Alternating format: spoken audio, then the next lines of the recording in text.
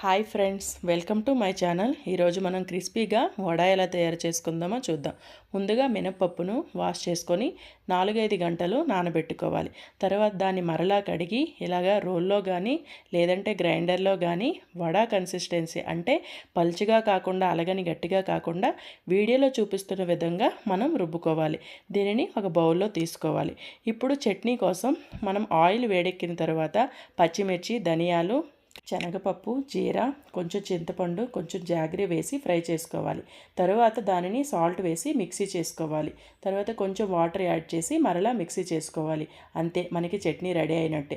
దానిలో మనం పోపు యాడ్ చేసుకుంటే మనకి పచ్చిమిర్చి చట్నీ రెడీ అయినట్టే. స్పైసీ చట్నీని వడాతో తింటే చాలా టేస్టీగా ఉంటుంది. మీరు కూడా ట్రై చేసి చూడండి. ఇప్పుడు రుబ్బులో మనం కొంచెం సాల్ట్, సన్నగా కట్ చేసిన ఆనియన్స్, కొంచెం అల్లం వేసి కలుపుకోవాలి. తర్వాత కొంచెం బొంబాయి రవ్వను వేసి మిక్స్ చేసుకోవాలి. ఇలా బొంబాయి రవ్వ యాడ్ చేయడం వల్ల వడ చాలా క్రిస్పీగా వస్తుంది.